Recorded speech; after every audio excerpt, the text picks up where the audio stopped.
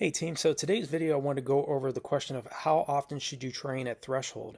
Every athlete's different, so in terms of the athletes that are just getting started or even for most advanced level athletes, you should be doing at least one tempo run per week. So you run at your lactate threshold, which comes out to around 85 to 89% of your maximum heart rate. And the key thing is here is to overall is to improve your body's lactate tolerance. You want to be able to sustain your goal race pace longer than your competition, and more importantly, to run at race pace efficiently and to slow down less. And so running at your threshold effort is getting, your lactate threshold is the point where lactic acid starts to build up, starts to rise in the body. When we're walking or when we're doing anything, even if you're at work or if you're just sitting and reading, your body's always building lactic acid.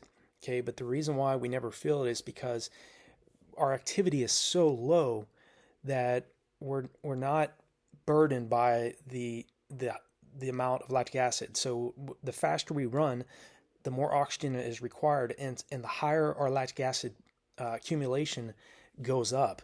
So if you're doing say a VO2 max workout, it's one thing to run at VO2 max or to run at tempo effort, but when you're training at VO2 max effort, you're accumulating so much lactic acid that you have to stop. Okay, this is when we do intervals on the track, or if we're doing road intervals or doing fartlek runs, we have to stop sometimes and take short breaks in between those types of efforts, because again, there's such a high amount of lactic acid buildup that we can really only spend a few seconds to a few minutes at that particular effort. So when you're training in terms of how often should you run at threshold, you really only should be doing that about once per week. Okay, again, the world's top runners run anywhere from around 35 to 40% of their weekly volume at or below threshold effort. So if you ever watch these world-class runners or sprinters, they always look relaxed when they're running. Big reason for that is because they're spending a higher percentage of their weekly volume training at much, much faster efforts. So if you're running too much of your weekly volume too aerobically, yes, you're going to be extremely strong in terms of your endurance. You're going to burn fat. You're going to be very fit. You're going to be very confident. But when it comes time to racing, it's going to come down to how much time did you spend training at your threshold effort, which again is anywhere from 85 to 89% of your maximum heart rate. And for a lot of athletes, the major problem with pace sustainment is they're simply not spending enough time training at threshold effort. So if you're training for a 10-mile effort, I would work to get that threshold effort out to around 6 to 8 miles in length. Okay, maybe if you're doing 2 to 4 mile tempo runs, that might be too short. Okay, yeah, you're still going to get a huge physiological boost by doing tempo runs that length. But the longer amount of time you can spend training at your lactate threshold and sustain that for a longer period of time, the better. Okay, and I always talk about a longer buildup is always better than a shorter buildup. Okay, if I'm preparing for a 10K, a half marathon, 10 miler, or a marathon, I'm going to be focusing on at a minimum of 16 weeks, but most of the time, at least personally for me, my own buildups were anywhere from 20 to 24 weeks. So I always recommend a longer buildup for most athletes. But again, there are athletes that can really get in phenomenal shape in a matter of 8 to 12 weeks. So you may be one of those athletes. And a lot of times, athletes are working full-time jobs. They're very busy. Maybe they're in school. Maybe they're taking care of their kids. And they only have anywhere from 2 to 3 months to train for their race. So yes, you still can get in great shape in that amount of time. But if you have the option, then focus on a longer buildup, because adapting to these hard anaerobic workouts, especially threshold type workouts where you're running closer to around 90% of your max heart rate, that takes time for your body to adapt. Okay, anywhere from 3 to 4 weeks for your body to adapt to any stressor you're placing on it. So if you're currently doing 3-mile tempo runs, it's going to take you about 3 to 4 weeks to adapt to doing that effectively before you should focus on doing a 5 to 7-mile threshold run. Okay, so keep those things in mind. Don't be in a rush with your fitness.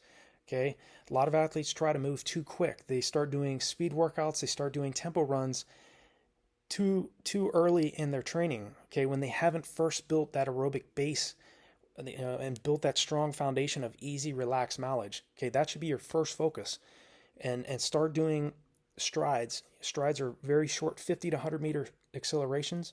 I would focus on doing between 4 to 6 100-meter strides twice per week, even at the very start of your buildup, and keep doing that throughout your 8 to 24-week buildup of preparing for your races. Okay, because over a long period of time, you don't think about this, but for over a 4 to 6 month training block, you really would have spent close to several miles or several kilometers at near sprint paces on top of all the other workouts that you were doing. So again, the reason why these are so effective is not only they help you to improve your form and work on your leg turnover, and obviously are very good for warm-up drills before you start your tempo runs or before you start your track workouts or road workouts, is they help us to recruit more fast twitch muscle fibers. Okay, any type of explosive activities, hill repetitions, strides, even though strides are very short, you start recruiting more fast twitch muscle fibers when you're doing longer type VO2 max type workouts. Okay, repeat 400s on the track, repeat miles on the track. Those longer type efforts where really you're only going to spend a few minutes to a few seconds training at. All that combined, along with the easy aerobic running, will help you succeed in your preparation. Without a doubt, do not run every single weekend long and slow for those long runs you're doing. Okay, it should be alternate. So if you've always run long, slow, and easy in the past, consider doing an easy run one weekend, followed the next weekend by a long run that's much, much faster and has a varied pace approach to it. So you might be running a few miles at very easy, relaxed aerobic running. Then you drop a mile or 1.6 kilometers at your 3K to 5K race pace. Then you move into like 6 to 7 miles where you're running about 15 to 20 seconds slower than your goal race pace.